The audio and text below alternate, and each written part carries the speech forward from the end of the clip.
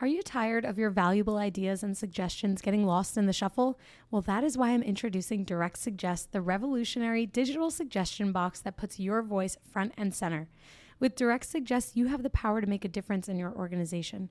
Direct Suggest provides value to organizations in various industries worldwide, including notable brands like Comcast, TD Bank, and Nokia. And here's the best part.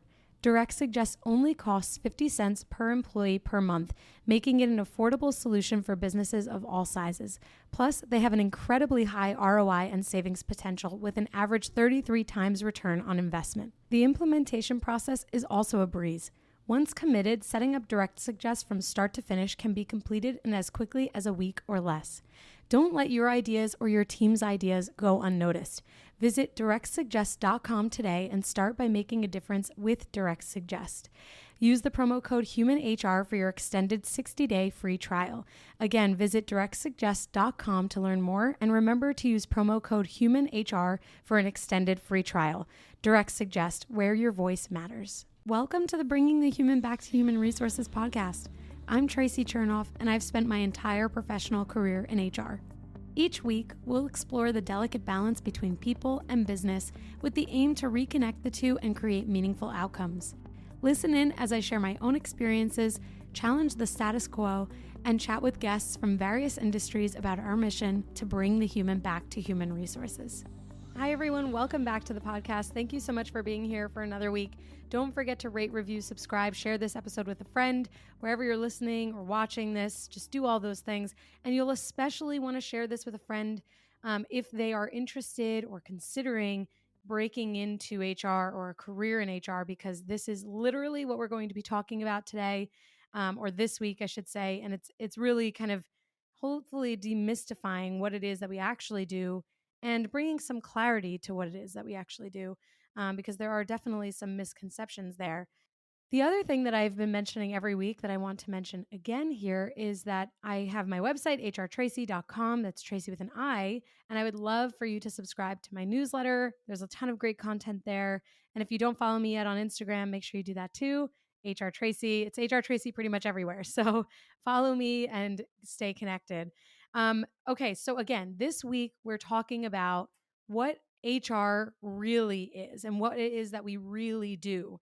So I was inspired by a Reddit thread on the human resources subreddit, and I didn't save it. So I'm going to try and find it because it was really, really interesting. I think it was titled or the subject was, why do people think that HR is the psychologist of the business? And I was like, preach, let's read more about that.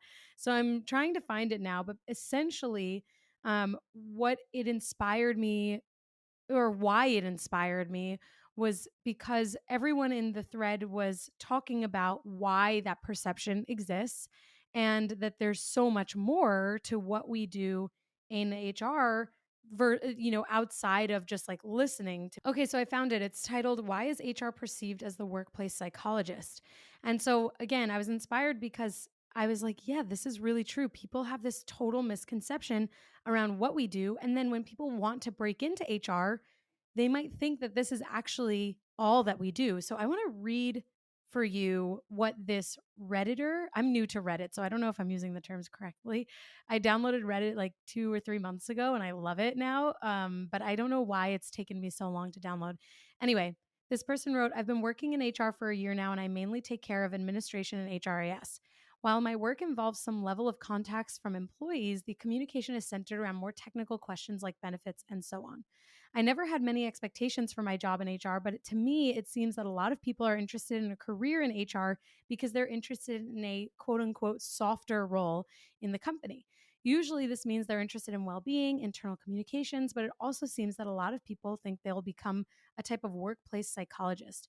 In my home country, a stereotypical HR worker would be an older auntie, quote unquote, that listens to employees, etc. When I hear people's expectations of working in HR, it seems that they don't often understand how numbers oriented it can be. This is not to say there is no human dimension in HR, but in my experience, these roles are quite rare. What were your expectations of working in HR? Where do you think misunderstandings of working in HR stem from? So this was such an amazing subreddit. I wish I actually knew who this person was, because I honestly kind of just want to talk to them directly, because I think it's a really great um like juxtaposition of like what you expect your role to be and what it actually is. But then also it's a great like window into what it is that we do. So this person is in a more admin heavy role. They said that they're an admin in HRIS. And so naturally that does lend itself to more technical work, as they said. And so this all led me to think about my own career and just HR in general, because I get so much outreach from people who want to break into HR thanks to the podcast. But then also, I get a ton of outreach from people who are in HR that are like, people don't understand what I do. How do I get my company to value my work more? And so on and so forth. So let's start with this. I actually posted on Instagram like a little sticker. I think that's what they're called, where you can like respond and add your insight. And I basically asked, what is it that you wish people knew about your job, about HR, that they potentially don't understand to be part of your role?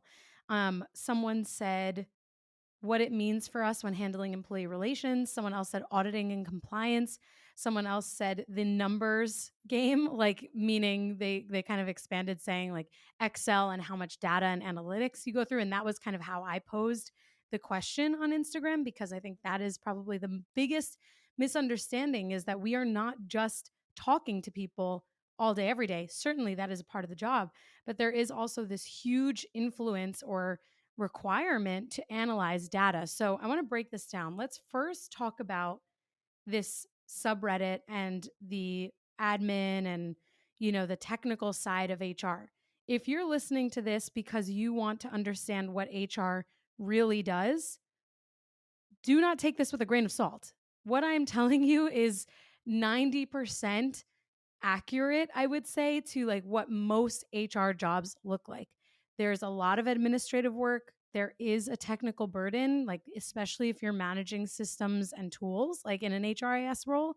But actually, I've never been in a role where I didn't have some sort of like requirement to be in systems and really like an expert within this technology. So you do have to be able to self navigate technology and different systems and softwares. Also, the administrative burden doesn't really get that much lighter as you grow in your career. I'm a senior director right now, and I still have a very heavy administrative burden. And I think that most people do, unless they have this huge HR team where they have maybe a couple of admins that manage all of the administrative work, or even like an executive assistant or something, where then they're not necessarily doing all of that. But as you grow in your HR career, there's what is potentially replaced, like that administrative burden where that might be replaced. It's replaced with the data analytics. So as you grow in HR, you're moving potentially away from data entry to then data analysis. And that's kind of what inspired me to make this episode outside of what I read on Reddit, because in my role, I do so much analysis on data, and I'm looking at Excel spreadsheets constantly, even while my job is demanding in the sense of being available to people, having a lot of conversations, performance management, employee relations, and all of that. So if you are interested in a career in HR, you have to be willing to juggle all of that, and you have to be strong at analysis. You have to have like an analytical mindset. You do have to be a problem solver. These are not like quote unquote soft skills. And if you listen to my episode with my friend Erin Deal a little while back, I think there were 2 episodes with her. She doesn't call them soft skills. She calls them power skills. So what are soft skills? Like this ability to communicate, interpersonal relationships, empathy, right? Those are like power skills. And I agree. I don't think they're soft skills because they're really important and there's nothing soft about them. But HR is way more than that. So I think thinking about this subreddit, right, we understand that this person is in a more technical role. So let's say we look at an HR generalist role. This role is not so different from, or that role is not so different from the role that the Redditor, am I using these terms correctly? I really hope I'm using these terms correctly. Otherwise, I'm just going to sound like like an elder millennial, which technically I don't think I'm an elder millennial, but anyway, whatever. Just work with me here. This Redditor posted that they were an HRIS, right? An HR generalist role is not that much different. An HR generalist is just potentially managing a little bit more.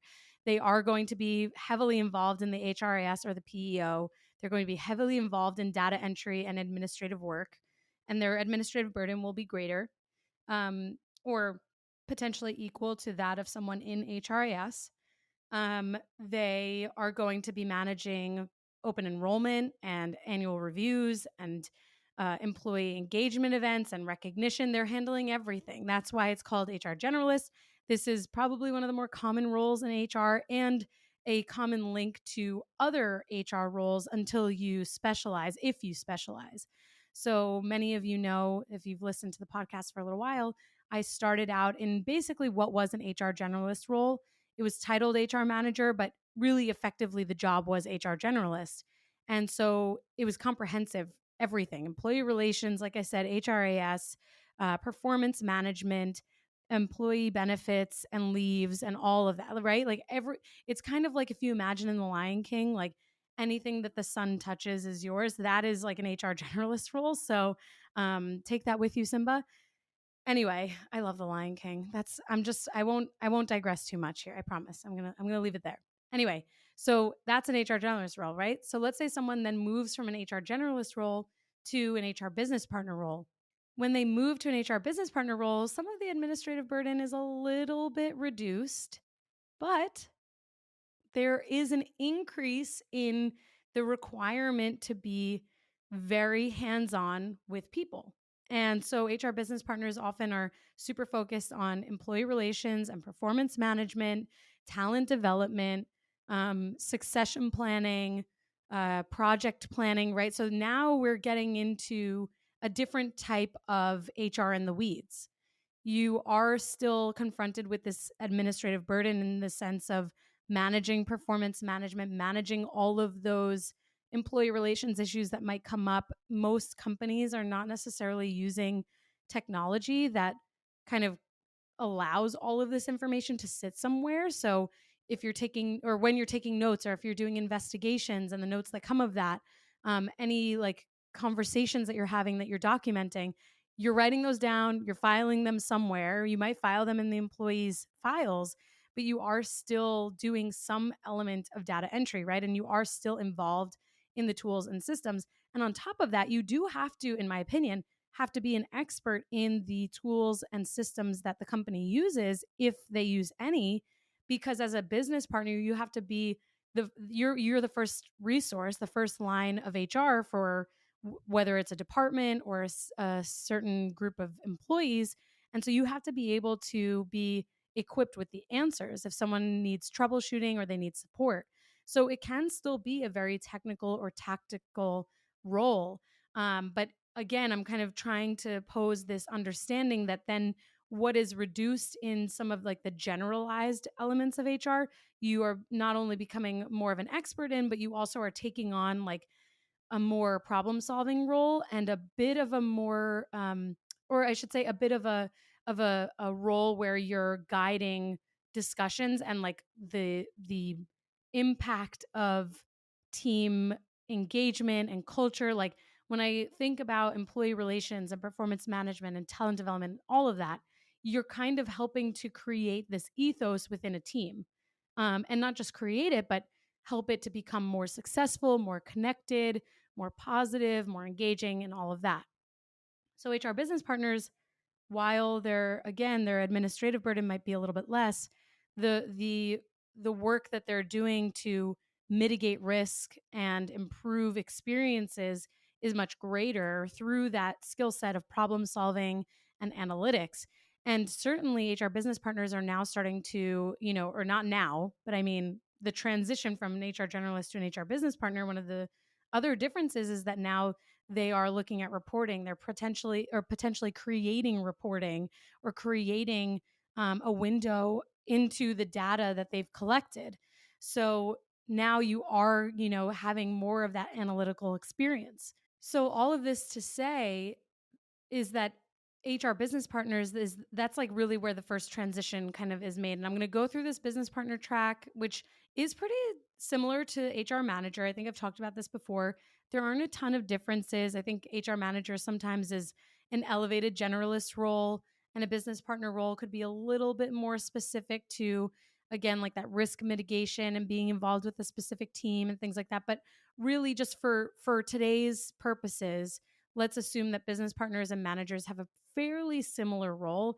HR managers might be a little, in certain companies or certain industries, might be a little bit more closely connected to generalists and still managing that full process. Whereas business partners might be a little bit more specialized, again, depending on the business and the industry. Like sometimes you'll see jobs that are employee relations HR business partner, or HR business partner employee engagement, or employee HR business partner engineering, right, for certain departments. So it can be a little bit more specialized, whereas HR manager is kind of like a step up from HR generalist and potentially doing all of those general HR functions. But I don't know, I've held all of those roles, and I think that while they all are fairly similar, the biggest difference is that you are expanding in your scope and you're elevating the work that you're doing. But again, there's still that administrative burden. Now, in the HR business partner role, I think that's probably one of the first places that you're really using spreadsheets and looking at data the most, in a different way from an HRIS or like an administrative role, because that role is more data entry, whereas HR business partner, HR manager is more about data analytics. So as we continue on in the HR growth path, I guess, let's think about some more specialized roles like payroll, or even a more specific like comp and ben, or compensation and benefits. That's comp and ben is just short for compensation and benefits. Those roles, payroll, compensation, benefits, are all numbers. You are very seldom working with or interacting with people in the way that an HR business partner, an HR manager, and even HR generalist is going to interact. So those roles, payroll manager, payroll assistant or administrator, compensation and benefits specialist, compensation and benefits manager, those roles are very, very numbers heavy. If you are not strong in numbers and analytics and problem solving, you will not be successful in those roles. Compensation and benefits is one of the most impactful roles that I have ever worked with. I've had the pleasure of working with very, very strong compensation and benefits managers and directors, and effectively, they are like the finance for HR. They have this incredible way, I think I've talked about this before, of taking numbers and data and telling a story through it. There is very little interaction with the team, let's say like the broader team, not the HR team, of course, in those roles. Same with payroll. You're processing payroll. You have to understand compliance. You have to be really, really, really detail oriented in payroll.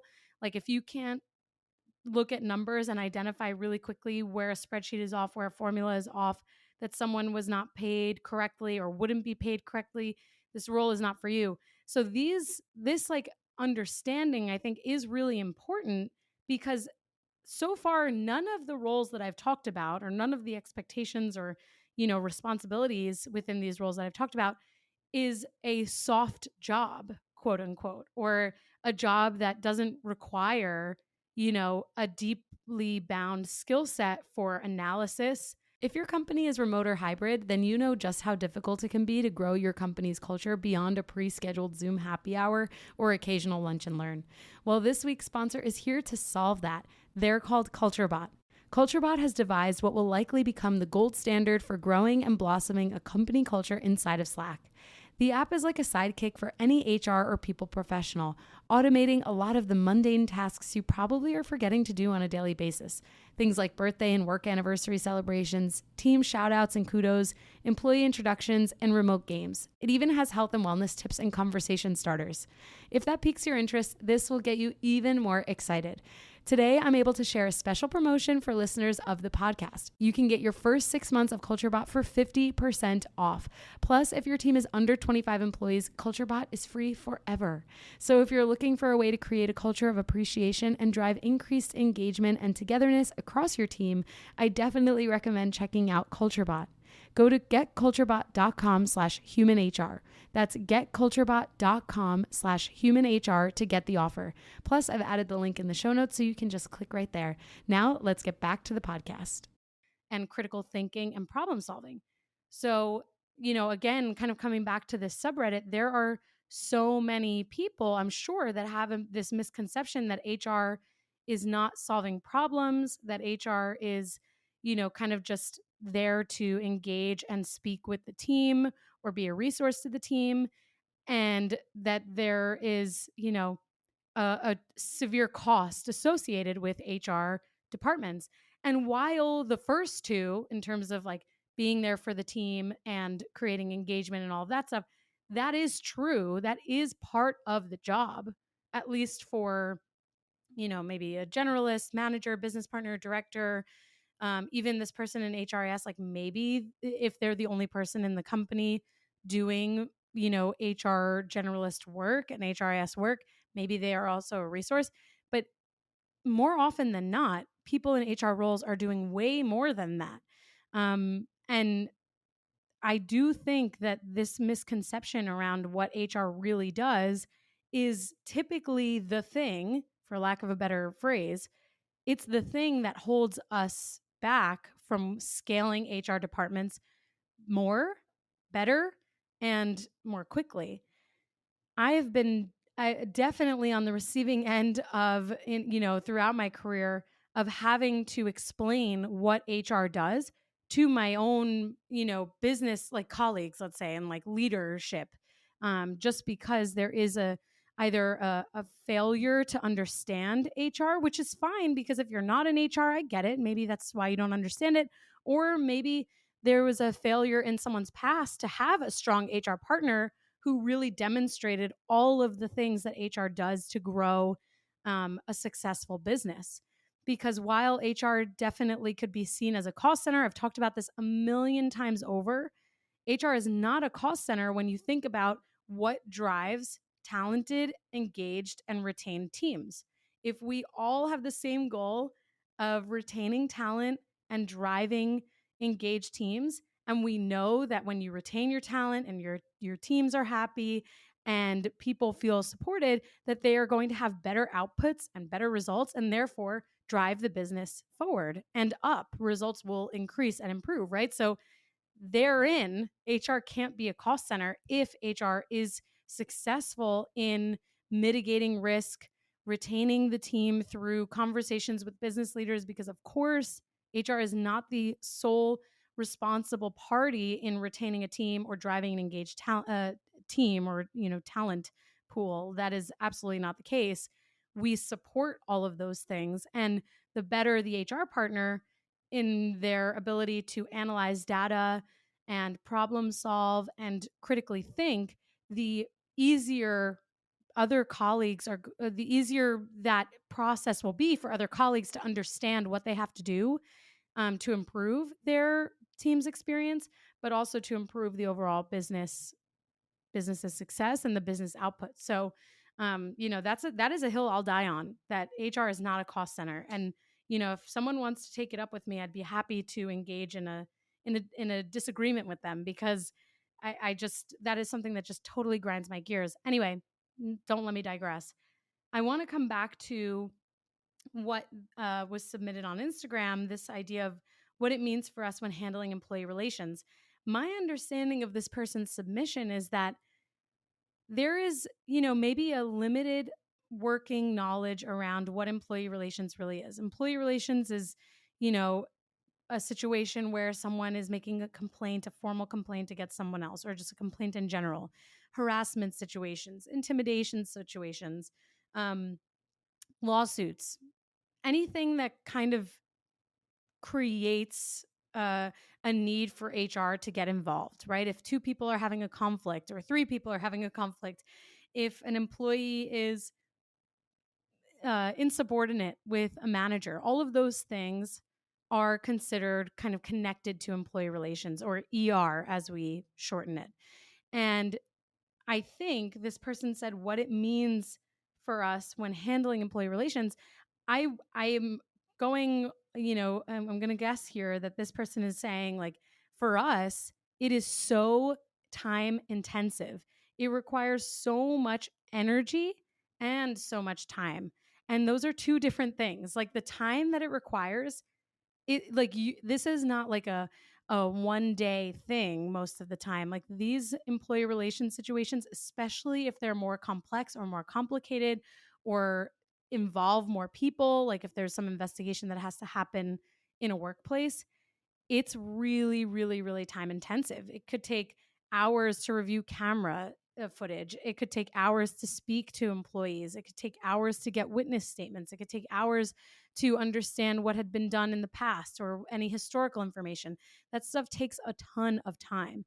And then the energy cost is also super high.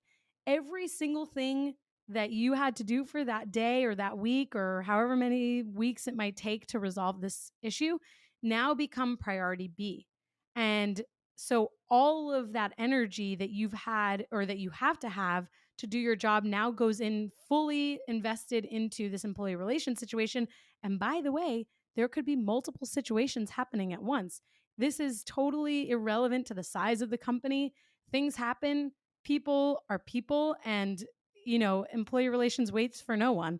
So you could be dealing with multiple ER investigations or issues at a time. And so a person who typically is an HR business partner, but maybe again, HR manager, depending on the size of the company, maybe even an HR generalist, and then of course, director level, are dealing with these issues. And like I've said, the time requirement is very, very intense. And so your energy is also depleting, right? Because it takes so much energy to have these conversations, to review video footage, to go through and understand the historical information, to look up documentation, to look up emails that might have been, the correspondence, I should say, over email or over chat that might have happened that could paint a picture or help to better understand what kind of caused the situation. All of that is super energy intensive. So I agree with this person, if I'm assuming correctly, that there is a misunderstanding as to what it takes to handle these things and what it takes to actually see through an employee relations situation or investigation through to the end. And then, by the way, once it's over, it's not over. Sometimes people are terminated. Sometimes people are put on corrective action. Sometimes people are suspended. Sometimes people are suspended within the moment within the investigation. So that creates an operational burden on the team. And there's like all of this emotion usually around this process, right? And it's a lot. So then once that whole process is done, then let's say the person's terminated or they're returned to active duty or whatever, then you have to make sure that all of your notes are retained in a folder, that anything that's relevant to an employee, if they have to sign a corrective action, that then that's uploaded to their employee files. Like all of this stuff doesn't end when it ends. There is still some sort of data entry and analysis on the situation. And then there's the action taken where it's like, okay, how do we prevent this from happening again? How do we prevent this from happening in another environment or with other people? And so then it's like, okay, well, we've had to act and react to this situation. How do we act proactively now to prevent this going forward? So then you have more critical thinking, you have more analysis, right? More problem solving. It's very intensive. I've had employee relations issues last weeks, sometimes more than weeks, sometimes months, just depending on the level of complexity and the what is the subject matter of the ER issue. So it is really intense. And I think, business leaders outside of HR in general, if they don't understand this like 911 mentality that HR leaders have to have, the ability to just drop everything, focus on whatever is priority A at that time, and then be able to continue the rest of their role. Because, of course, there are certain things that have to just continue while you are prioritizing priority A. All of those things can't just be dropped, right? So it's a lot. It would benefit everyone in an organization to really understand what HR is doing day to day.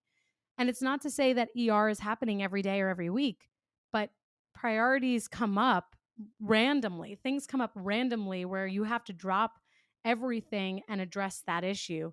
And it happens often. And again, it doesn't have to be an ER issue. It could be auditing. It could be a compliance thing. It could be literally anything. And so I wanted to actually use this as a segue to mention this other point around auditing and compliance. Compliance obviously is a huge part of HR. We are not all of us are attorneys. I'm not an attorney, but there are HR people who have their JDs and have, obviously completed law school. And that is a great skill to have because you know the law. But for those of us who are not attorneys, we have to be well versed enough in the law and compliance to be able to guide businesses and leaders in the right direction and mitigate risk. And there's obviously a lot of risk if you are not confident in compliance and employment law. And there's a lot of legal risk if you assume or you take action without knowing whether it's compliant or not. There's obviously also that interaction that you have to have with attorneys, whether in house or out of house counsel. And so that is a huge part of things too. And auditing is a great point to mention because people often don't realize that there are audits that are done annually. There are audits that are done more than annually. Depending on the industry, you could have SOC 1 or SOC 2 audits and compliance, and you have to go through all of this data mining and finding all of this information to show that the business practices are compliant. And then on top of that, we have EEOC reporting and pay data reporting and all of that compliance auditing that happens year after year. It takes a lot of time. It requires a ton of accuracy in your data entry. And so those things, it's all numbers, it's all data entry, it's all administrative work, right? So those are things that if someone does not understand the burden there or the requirements and the time that it takes to complete those things too, they're going to be in for a rude awakening. So I realize I have gone on such a rambling tangent here about what HR really does, but I'm trying to paint a very accurate picture of how this is not a career or a job for someone who's looking to just be like a face for employees to come to and to not do anything else. It's just that doesn't exist anywhere in HR. Every HR role has an administrative burden, and HR in general requires a skill set that is highly problem solving, highly analytical, and highly adept at critical thinking. And if you don't have those three things on top of a ton of other skills, you're not only going to struggle, but you're probably not going to be successful. So if you struggle with analyzing data or information, if you struggle with thinking critically, if you're not really a self-starter, if you don't like having to pivot and drop things without any notice, all of a sudden, I can't think of the phrase I'm thinking of, but at the drop of a hat, I guess, is it? Then it's just not the job for you. It's not the career for you. So hopefully for those of you who are in HR, you feel really validated that I see you and we all understand that what we do is so much more than just being there for people, whatever that means. And by the way, we are not psychologists either. I just spoke with someone recently about how employees, I think, sometimes think that you can just come to HR and vent without any, interest in a solution. And that's not accurate. Employees can absolutely come to you and vent, but they have to understand that as a problem solver, being in HR, your next step is not to just be like, okay, thanks so much for looping me in on all of this. Your next step has to be, okay, how are we going to solve for this? What can we do? What outcomes do you want? What are you hoping to get out of this? We're not just listeners. If you need to vent about something or you need someone to listen to you probably need to get a therapist, right? Because that's not what we do. We have to help solve business or mission critical processes and problems.